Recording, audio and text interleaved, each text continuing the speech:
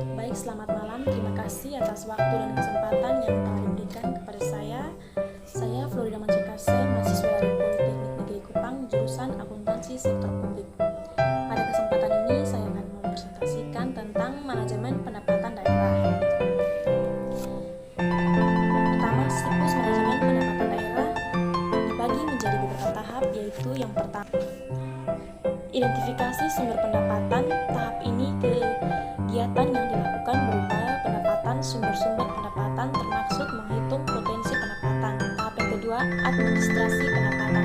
Administrasi pendapatan sangat penting dalam siklus manajemen pendapatan karena akan menjadi dasar untuk tahap koleksi pendapatan. Koleksi pendapatan meliputi penarikan, penagihan, dan pengumpulan pendapatan baik yang berasal dari wajib pajak daerah dan retribusi daerah, dana perimbangan dari pemerintah pusat ataupun sumber lainnya. Yang berikut, alokasi pendapatan. Alokasi pendapatan merupakan terakhir dari siklus manajemen pendapatan ini, yaitu pengambilan keputusan untuk menggunakan dana yang ada untuk membiayai pengeluaran daerah yang dikeluarkan daerah untuk dilakukannya. Yang berikut, pencatatan atau akuntansi pendapatan. Yang berikut mengenai sumber-sumber pendapatan daerah.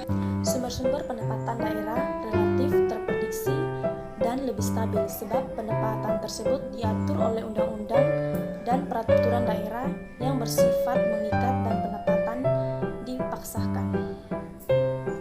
Pemerintah daerah dengan payung peraturan perundang-undang berhak memungut pajak daerah dan retribusi daerah. Yang berikut sumber pendapatan daerah menurut ketentuan perundang-undang. Dalam hal sumber penerimaan yang menjadi hak pemerintah daerah, Undang-Undang Nomor 32 Tahun 2004 tentang Pemerintah Daerah dan Undang-Undang Nomor 33 Tahun 2004 tentang Perimbangan Keuangan antara pemerintah dan daerah menetapkan sumber penerimaan daerah sebagai berikut. Yang pertama, pendapatan asli daerah itu dibagi menjadi 4. Pajak daerah, retribusi daerah, bagian laba, pengelolaan aset daerah yang dipisahkan, lain-lain PAD yang sah. Yang berikut, transfer pemerintah pusat itu dibagi menjadi beberapa bagian. Yang pertama, bagi hasil pajak, bagi hasil sumber daya alam, dana alokasi umum, dana alokasi khusus, dana otonomi daerah, dana penyelesaian. Berikut, transfer pemerintah provinsi itu dibagi menjadi beberapa bagian. Yang pertama, bagi hasil pajak, bagi hasil sumber daya alam, bagi hasil lainnya. Berikut, lain-lain pendapatan daerah yang sah. Berikut, prinsip dasar manajemen penerimaan daerah. Yang pertama, perluasan basis pemerintah. Penerimaan, perluasan basis penerimaan yaitu perluasan sumber penerimaan untuk memperluas basis penerimaan. Maka pemerintah daerah dapat melakukannya dengan cara yang pertama, mengidentifikasi pembayaran pajak atau retribusi dan menyaring wajib pajak atau retribusi baru. Yang berikut mengevaluasi tarif pajak atau retribusi. Yang berikut meningkatkan basis data objek pajak atau retribusi. Yang berikut melakukan penilaian kembali atas objek atau pajak retribusi. Prinsip yang kedua, pengendalian atas kebocoran pendapatan bisa disebabkan karena penghindaraan pajak, penggelapan pajak, pungutan liar atau korupsi petugas. Prinsip yang ketiga, peningkatan efisiensi administrasi pajak. Efisiensi administrasi pajak sangat berpengaruh pada peningkatan kinerja penerimaan daerah. Prinsip yang terakhir, transparansi dan akuntabilitas. Dengan adanya transparansi dan akuntabilitas, maka pengawasan dan pengendalian manajemen pendapatan daerah yang semakin baik. Selain itu, kebocoran pendapatan juga dapat lebih ditekan. Yang berikut, manajemen pendapatan asli daerah. Peningkatan kemandirian daerah sangat erat kaitnya dengan kemampuan dalam mengelola pendapatan asli daerah. Semakin tinggi kemampuan daerah dalam menghasilkan PAD, maka semakin besar pula diskresi daerah untuk menggunakan PAD tersebut sesuai dengan aspek prioritas pembangunan daerah, walaupun pelaksanaan otonomi daerah sudah dilaksanakan sejak, namun hingga peningkatan kemandirian keuangan daerah secara signifikan. Yang berikut prinsip pajak daerah. Prinsip pajak daerah dibagi menjadi prinsip elastisitas. Pajak daerah harus memberikan pendapatan yang cukup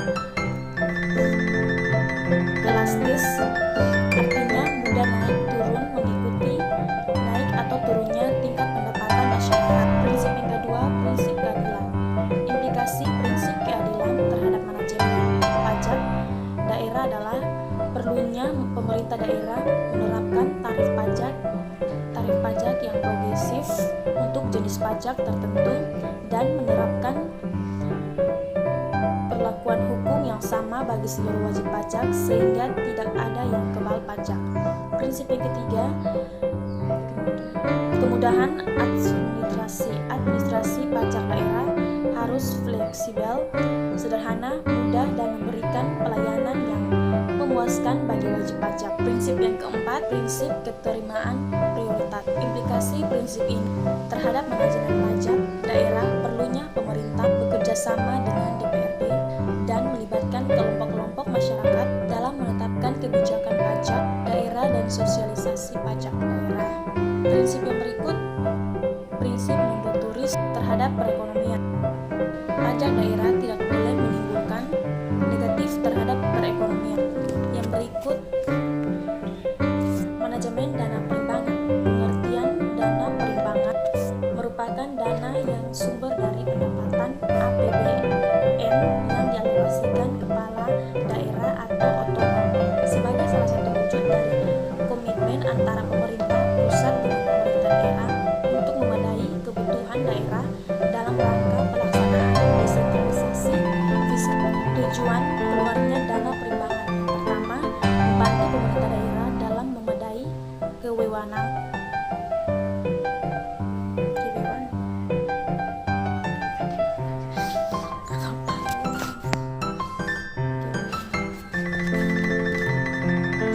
berikut, mengurangi ketimpangan sumber pendapatan pemerintah antara pusat dan daerah. Yang berikut, mengurangi kesengajaan pendapatan pemerintah antara daerah.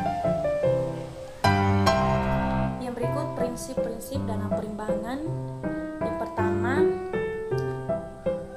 perimbangan keuangan antara pemerintah dan pemerintah daerah mencakup pembagian keuangan antara pemerintah dan pemerintah daerah secara